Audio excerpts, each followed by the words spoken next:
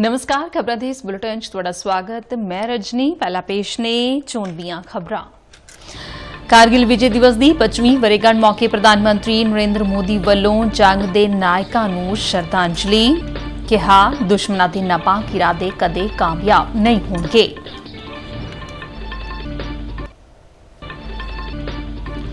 कारगिल विजय दिवस संबंधी पंजाब च कई थाई करवाए गए विशेष श्रद्धांजलि समागम।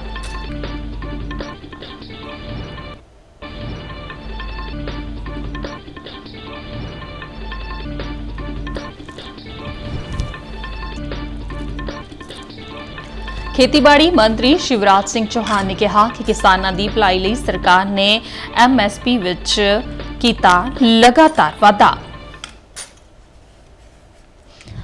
PM किसान सम्मान निधि योजना लई किसानां वल्लों EKYC करवाउणा लाजमी। पंजाब दे जंगलात महकमे वल्लों मॉनसून सीजन दौरान 3 करोड़ पौधे लगाउण दा टीचा। ते हुण खबरां विस्तार नाल। कारगिल विजय दिवस की 25वीं वर्षगांठ मौके प्रधानमंत्री नरेंद्र मोदी ने दराज कारगिल जंग के महानायकों को श्रद्धांजलि भेंट की।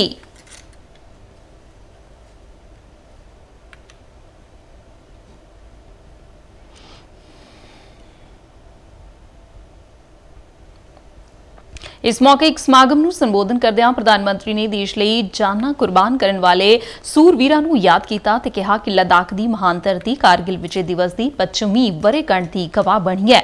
ਇਸ ਮੌਕੇ प्रधानमंत्री ने देश विरोधी ਤਾਕਤਾਂ ਨੂੰ ਤਾੜਨਾ ਕਰਦਿਆਂ ਕਿਹਾ ਕਿ ਉਹਨਾਂ ਦੇ ਨਾਪਾਕ ਇਰਾਦੇ ਕਦੇ ਵੀ ਕਾਮਯਾਬ ਨਹੀਂ ਹੋਣਗੇ। ਉਹਨਾਂ ਕਿਹਾ ਕਿ ਭਾਰਤੀ ਫੌਜ ਦੇ ਜਵਾਬ ਪੂਰੀ ਤਾਕਤ ਨਾਲ ਅਤਵਾਦ ਨੂੰ ਕੁਚਲ ਦੇਣਗੇ ਤੇ ਦੁਸ਼ਮਣ ਨੂੰ ਮੂੰਹ ਤੋੜਵਾ ਜਵਾਬ ਦਿੱਤਾ ਜਾਵੇਗਾ। राष्ट्र की रक्षा के लिए अपनी जान की बाजी लगाने वालों के नाम अमिट रहते हैं। ये देश हमारी सेना के पराक्रमी महानायकों का सदा सर्वदा ऋणी है।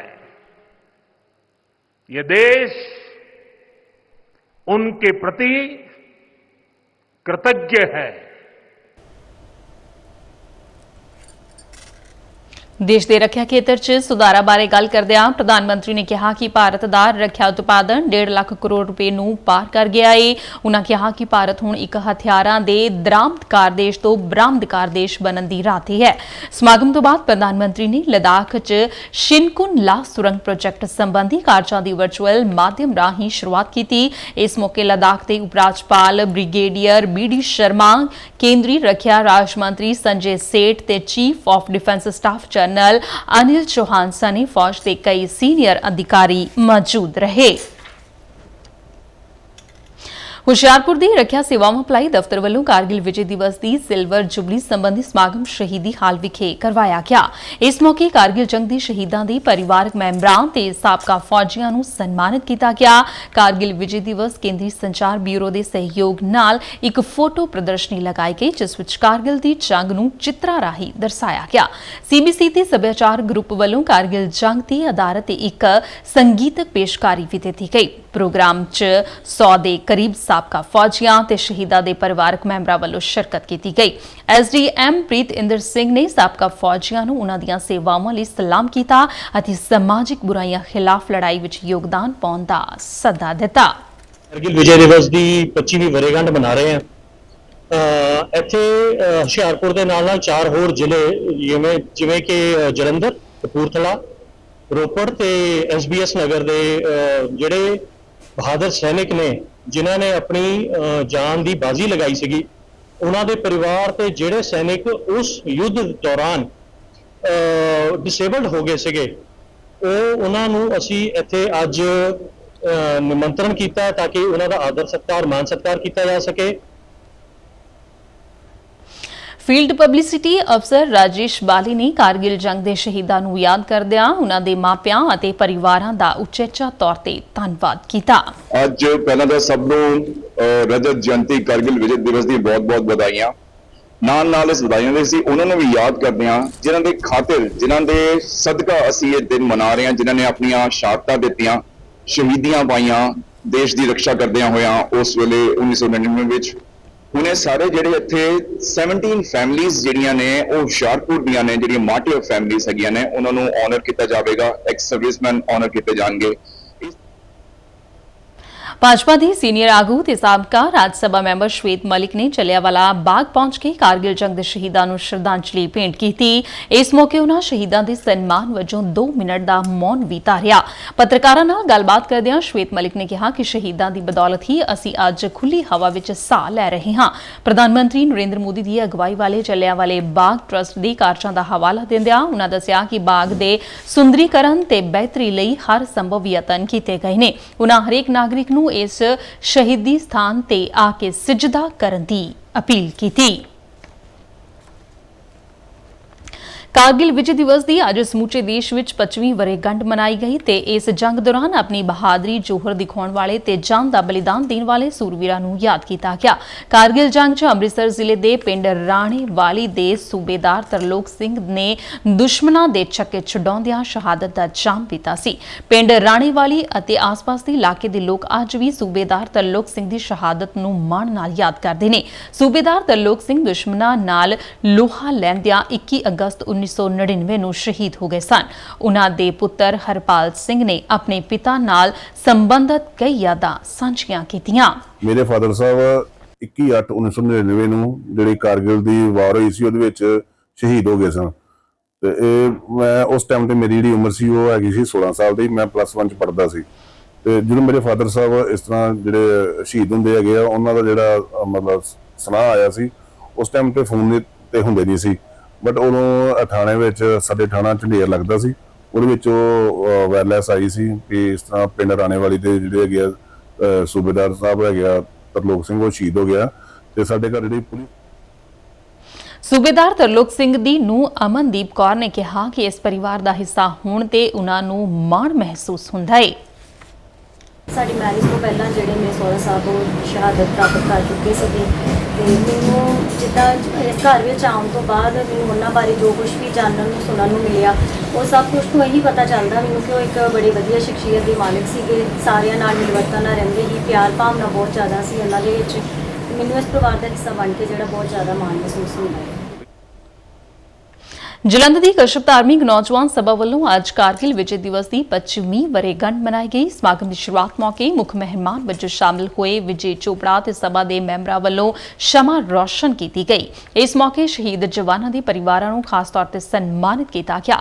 ਸਕੂਲੀ ਬੱਚਿਆਂ ਨੂੰ ਬੈਗ ਤੇ ਵਜ਼ੀਫੇ ਤਕਸੀਮ ਕੀਤੇ ਗਏ। ਸਮਾਗਮ ਦੌਰਾਨ ਵੱਖ-ਵੱਖ ਸਕੂਲਾਂ ਦੇ ਬੱਚਿਆਂ ਵੱਲੋਂ ਦੇਸ਼ ਭਗਤੀ ਦੀਆਂ ਵੰਨਗੀਆਂ ਪੇਸ਼ ਕੀਤੀਆਂ ਗਈਆਂ।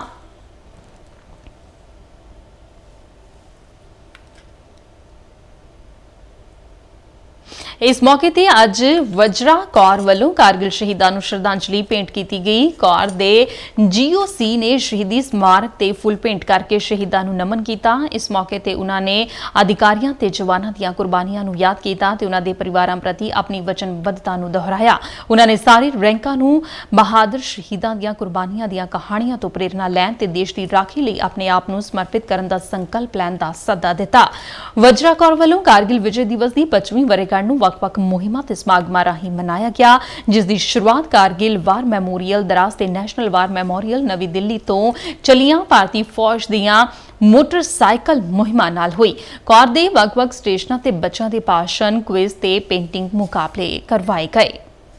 ਪ੍ਰਧਾਨ ਮੰਤਰੀ ਨਰਿੰਦਰ ਮੋਦੀ ਦੀ ਅਗਵਾਈ ਵਿੱਚ ਭਲਕੇ ਨਵੀਂ ਦਿੱਲੀ ਵਿਖੇ ਨੀਤੀ ਆਯੋਗ ਗਵਰਨਿੰਗ ਕੌਂਸਲ ਦੀ 9ਵੀਂ ਬੈਠਕ ਹੋਵੇਗੀ। ਇਸ ਵਰ੍ਹੇ ਦੀ ਬੈਠਕ ਦਾ ਵਿਸ਼ਾ 2047 ਤੱਕ ਦੇਸ਼ ਨੂੰ ਵਿਕਸਿਤ ਰਾਸ਼ਟਰ ਬਣਾਉਣਾ ਹੈ। ਮੀਟਿੰਗ 'ਚ ਵਿਕਸਿਤ ਭਾਰਤ ਦੇ ਵਿਜ਼ਨ ਦਸਤਾਵੇਜ਼ ਲਈ ਪਹੁੰਚ ਪੱਤਰ ਤੇ ਚਰਚਾ ਕੀਤੀ ਜਾਵੇਗੀ। ਨੀਤੀ ਆਯੋਗ ਨੇ ਦੱਸਿਆ ਕਿ ਇਸ ਬੈਠਕ ਦਾ ਮੰਤਵ ਕੇਂਦਰ ਤੇ ਸੂਬਾ ਸਰਕਾਰਾਂ ਦਰਮਿਆਨ ਭਾਗੀਦਾਰ ਸ਼ਾਸਨ ਤੇ ਸਹਿਯੋਗ ਨੂੰ ਪ੍ਰਫੁੱਲਿਤ ਕਰਨਾ ਹੈ। ਖੇਤੀਬਾੜੀ ਤੇ ਕਿਸਾਨ ਭਲਾਈ ਮੰਤਰੀ ਸ਼ਿਵਰਾਜ ਸਿੰਘ ਚੌਹਾਨ ਨੇ ਕਿਹਾ ਹੈ ਕਿ ਸਰਕਾਰ ਕਿਸਾਨਾਂ ਦੀ ਭਲਾਈ ਲਈ ਅਨਾਜ ਤੇ ਘੱਟੋ-ਘੱਟ ਸਮਰਥਨ ਮੁੱਲ ਨੂੰ ਲਗਾਤਾਰ ਵਧਾ ਰਹੀ ਹੈ।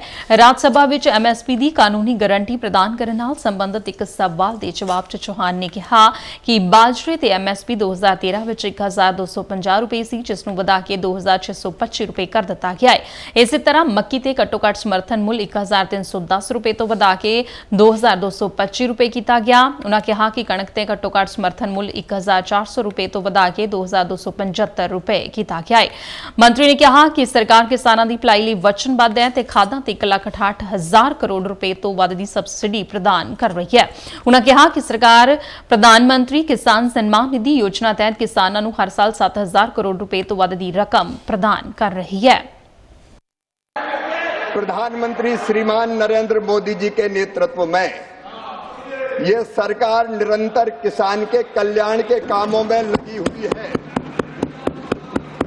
और मैं आपके माध्यम से सदन को ये बताना चाहता हूं कि एमएसपी की दरें किसान को ठीक दाम देने के लिए लगातार बढ़ाई गई है। दूसरा, उत्पादन की लागत घटाना। तीसरा, उत्पादन के ठीक दाम देना। प्राकृतिक आपदा हो तो नुकसान की भरपाई करना। ਕਾਂਗਰਸ ਦੇ ਸੰਸਦ ਮੈਂਬਰਾਂ ਨੇ ਐਮਐਸਪੀ ਦੀ ਕਾਨੂੰਨੀ ਗਰੰਟੀ ਦਾ ਮੁੱਦਾ ਉਠਾਉਣ ਦੀ ਕੋਸ਼ਿਸ਼ ਕੀਤੀ। ਵਿਰੋਧੀ ਧਿਰ ਦੇ ਸੰਸਦ ਮੈਂਬਰ ਰੌਲਾ ਰੱਪਾ ਪਾਉਂਦੇ ਰਹੇ। ਰਾਜ ਸਭਾ ਦੇ ਚੇਅਰਮੈਨ ਜਗਦੀਪ ਧਨਖੜ ਨੇ ਮੈਂਬਰਾਂ ਨੂੰ ਸਦਨ ਵਿੱਚ ਵਿਵਸਥਾ ਬਣਾਈ ਰੱਖਣ ਦੀ ਤਾਕੀਦ ਕੀਤੀ, ਪਰ ਉਹ ਨਾਅਰੇਬਾਜ਼ੀ ਕਰਦੇ ਰਹੇ। ਕੇਂਦਰੀ ਮੰਤਰੀ ਪਿਊਸ਼ ਗੋਇਲ ਨੇ ਕਿਹਾ ਕਿ ਵਿਘਨ ਪਹਿਲਾਂ ਤੋਂ ਤੈਅ ਰਣਨੀਤੀ ਦੇ ਤਹਿਤ ਕੀਤਾ ਜਾ ਰਿਹਾ ਹੈ। ਖੇਤੀਬਾੜੀ ਮੰਤਰੀ ਨੇ ਦੋਸ਼ ਲਗਾਇਆ ਕਿ ਵਿਰੋਧੀ ਧਿਰ ਕਿਸਾਨਾਂ ਦੇ ਨਾਂ ਦੀ ਰਾਜਨੀਤੀ ਕਰ ਰਹੀ ਹੈ। केंद्र सरकार ने समूचे भारत च 31 मार्च 2027 तक 25,000 जन औषधि केंद्र खोलने का टीचा मिथ्या है। रसायन ते खाद राज मंत्री अनुप्रिया पटेल ने लोक सभा में एक लिखती सवाल के जवाब च कहा कि पिछले महीने तक देश भर में प्राइमरी खेतीबाड़ी सोसायटियां 547 जन औषधि केंद्र खोले गए ने।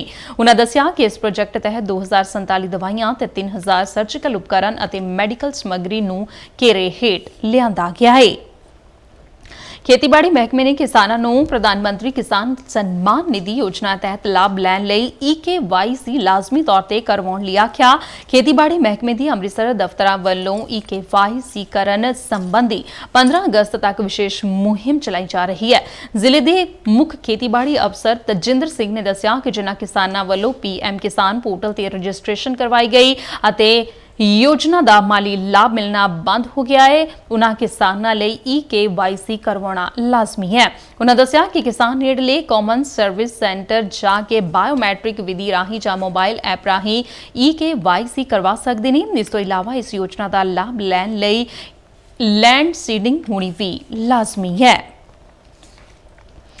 पंजाब के जंगलात मंत्री लालचंद कटारू चक ने दस्सिया कि मॉनसून सीजन दौरान महकमे वालों 3 करोड़ पौधे लगाने का टीचा मिथ्या गया है। गुरदासपुर के पिंड मगर मुंदिया के सरकारी स्कूल विच वन महोत्सव की शुरुआत मौके करवाए गए समागम को संबोधन करते उन्होंने दस्सिया कि हुण तक 60% टीचा हासिल किया जा चुका है। उन्होंने इस मुहिम को कामयाब बनाने लिए सूबा वासियों को अगे आने की अपील की। रुखां की महत्ता का जिक्र करदिआं जंगलात मंत्री ने कहा कि वध रहे प्रदूषण कारण आलमी तपश च वाधा होया है अते इस खतरे नूं टालण दा इक्को एक हल रुख लगाउणा है। उन्होंने कहा कि सूबे दीआं सरकारी नर्सरियां च पौधे मुफ्त दिते जा रहे ने अते लोग ये पौधे लगा के वातावरण नूं बचाउण च अपना योगदान दे सकदे ने। सूचना ते प्रसारण मंत्रालय के केंद्रीय संचार ब्यूरो के अमृतसर दफ्तर वालों भारतीय न्याय संहिता ते होरनां फ्लैगशिप स्कीमां बारे फिरोजपुर च एक सैमीनार करवाया गया। जिला कानूनी सेवावां अथॉरिटी ते प्रशासन के सहयोग नाल करवाए गए इस सैमीनार च 1 जुलाई तो लागू किए गए 3 नवे कानूनां बारे लोकां नूं जानकारी दित्ती गई। इस मौके जिला ते सैशन जज वरिंदर अग्रवाल ने दस्सिया कि नवी कानूनां दे अमल संबंधी पुलिस ते न्यायिक अधिकारियों को विशेष सिखलाई दी जा रही है। उन्होंने दस्सिया कि पुलिस खोज अते विकास ब्यूरो न्यायिक अधिकारियों फोरेंसिक माहिरां ते केंद्रीय पुलिस संगठन लिए मॉड्यूल तैयार किए गए ने। अमृतसर के जिला रोजगार ते कारोबार ब्यूरो वालों सिक्ख्या महकमे के सहयोग नाल अग्निवीर वायु संबंधी ऑनलाइन वैबनार करवाया गया। इस वैबनार च वख-वख सरकारी सीनियर सैकेंडरी स्कूलों के 12वीं जमात के 1387 विद्यार्थियों ने शमूलियत की। Career counsellor Gaurav Kumar, sergeant RK Singh ते कारपोरल MD प्रवेश चोनकार वालों विद्यार्थियों को अग्निवीर वायु की भर्ती संबंधी महत्वपूर्ण जानकारी दी गई। उन्होंने दस्सिया कि 17 तो 21 साल के चाहवान उम्मीदवार 28 जुलाई तक अग्निपथवायु.c.in ते ऑनलाइन अप्लाई कर सकते हैं। खबरां दे बुलेटिन साडे दर्शक RNU DDK जलंधर दे YouTube चैनल, फेसबुक पेज ते सोशल मीडिया प्लेटफॉर्म X ते भी देख सकते हैं। ਬੁਲਟਨ ਦੇ ਅਖੀਰ ਵਿੱਚ ਚੋਣਵੀਆਂ ਖਬਰਾਂ ਇੱਕ ਵਾਰ ਫਿਰ ਤੋਂ। ਕਾਰਗਿਲ ਵਿਜੇ ਦਿਵਸ ਦੀ 25ਵੀਂ ਵਰ੍ਹੇਗੰਢ ਮੌਕੇ ਪ੍ਰਧਾਨ ਮੰਤਰੀ ਨਰਿੰਦਰ ਮੋਦੀ ਵੱਲੋਂ ਜੰਗ ਦੇ ਨਾਇਕਾਂ ਨੂੰ ਸ਼ਰਧਾਂਜਲੀ। ਕਿਹਾ ਦੁਸ਼ਮਣਾਂ ਦੇ ਨਾਪਾਕ ਇਰਾਦੇ ਕਦੇ ਕਾਮਯਾਬ ਨਹੀਂ ਹੋਣਗੇ।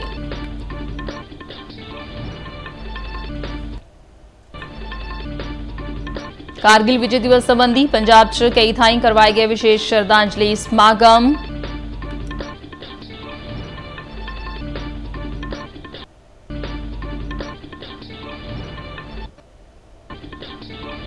ਖੇਤੀਬਾੜੀ ਮੰਤਰੀ ਸ਼ਿਵਰਾਜ ਸਿੰਘ ਚੌਹਾਨ ਨੇ ਕਿਹਾ ਕਿ ਕਿਸਾਨਾਂ ਦੀ ਭਲਾਈ ਲਈ ਸਰਕਾਰ ਨੇ MSP ਵਿੱਚ ਕੀਤਾ ਲਗਾਤਾਰ ਵਾਧਾ। PM ਕਿਸਾਨ ਸਨਮਾਨ ਨਿਧੀ ਯੋਜਨਾ ਲਈ ਕਿਸਾਨਾਂ ਵੱਲੋਂ EKYC ਕਰਵਾਉਣਾ ਲਾਜ਼ਮੀ। ਪੰਜਾਬ ਦੇ ਜੰਗਲਾਤ ਮਹਿਕਮੇ ਵੱਲੋਂ ਮੌਨਸੂਨ ਸੀਜ਼ਨ ਦੌਰਾਨ 3 ਕਰੋੜ ਪੌਦੇ ਲਗਾਉਣ ਦਾ ਟੀਚਾ। ਇਸ ਦੇ ਨਾਲ ਹੀ ਖਬਰਾਂ ਦਾ ਇਹ ਬੁਲੇਟਿਨ ਖਤਮ ਹੋਇਆ। ਦਿਓ ਆਗਿਆ। ਨਮਸਕਾਰ।